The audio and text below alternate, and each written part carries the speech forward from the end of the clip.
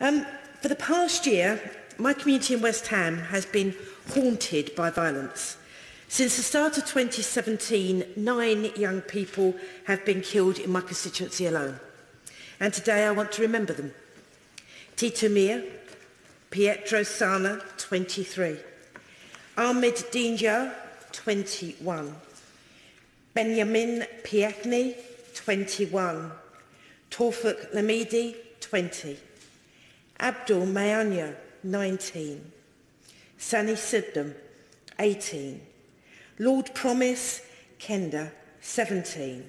And Corey C.J. Davis, just 14 years of age and shot in a playground. And this is not the final roll call. There have been so many more children and young people with life-changing injuries caused by the dreadful, almost unrestrained violence these past 18 months, saved just by luck or by our amazing National Health Service. And I want to think about all of them today. Our latest young man to die needlessly and tragically was Sami Siddam. He was stabbed last month on the street outside his home, returning from a West Ham game. A bright, well-loved, quiet young man, studying at Queen Mary's College in London, doing really well, not involved in any crime, any gang at all. His neighbours rushed out of their house, came to help him.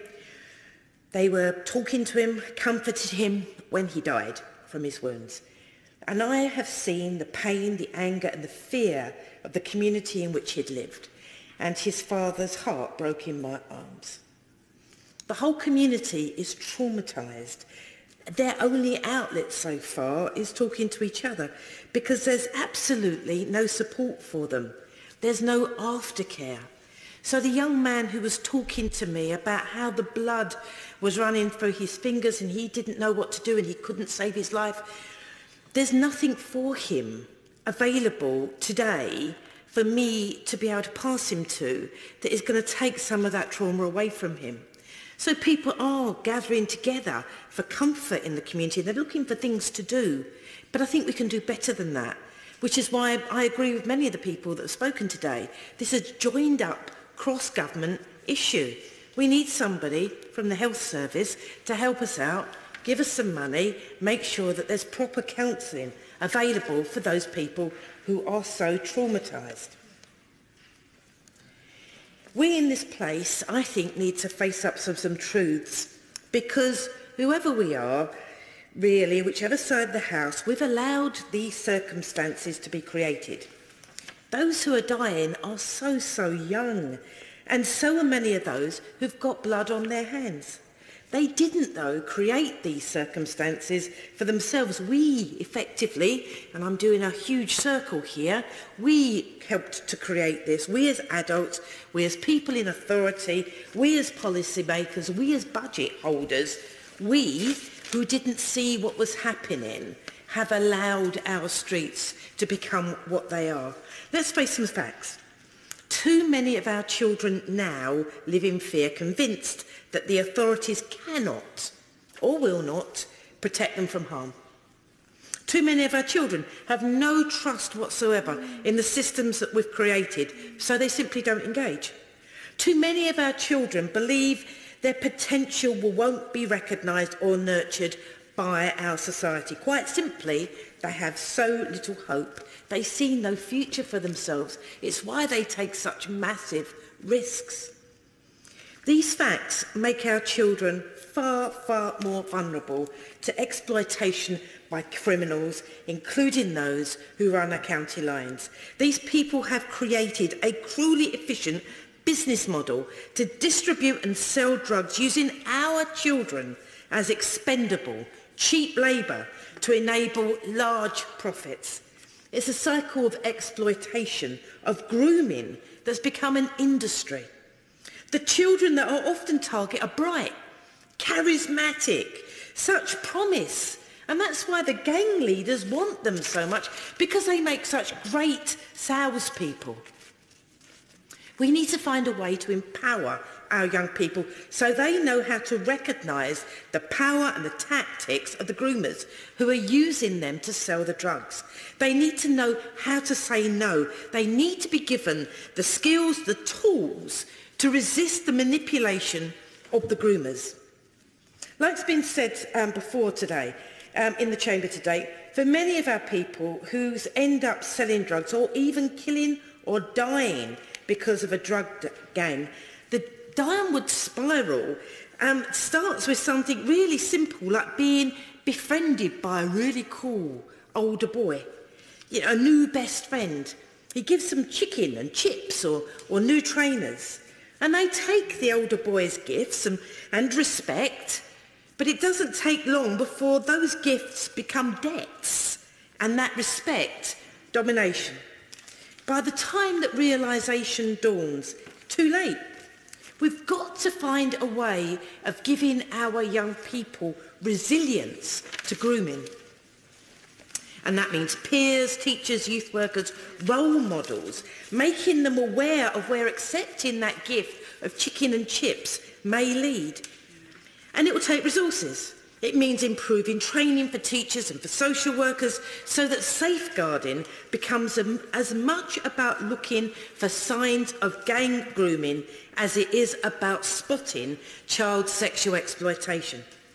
In truth, we don't really, I think, have a handle on the scale of exploitation and grooming that drug dealers are engaging in.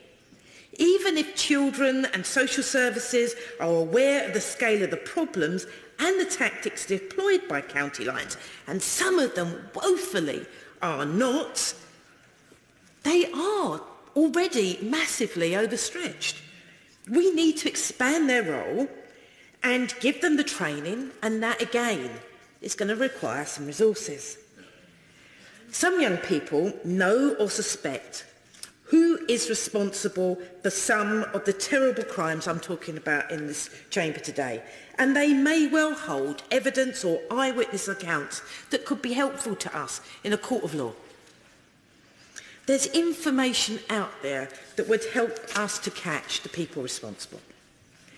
But the young people who have this information live in a really uncertain, dangerous and deeply scary world. They don't trust us. We have done nothing to earn any trust. So first of all, I would say to the Minister, I think we need to find a safe space for young people to report. And I don't think that that safe space is Crime Stoppers, however much my local police are encouraging it, because young people simply don't believe it will be confidential. They assume their call can be traced and will be traced, and that a police officer will come knocking on their door should they ring. They know that then them or their families will be punished by those gang members and drug dealers for snitching. And they don't trust us to keep us safe. And who can blame them? So I think third-party reporting, run by a trusted organisation, to begin to gather some information and address some unsolved murders in our communities would be a really good step.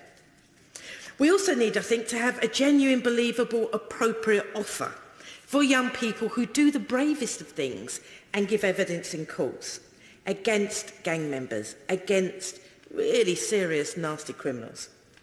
They need to know that we're going to look after them and their families and keep them safe afterwards. Help them to make a new life. Because we don't. I know a young man whose life was completely destroyed because he did the right thing. He gave evidence and then he ran.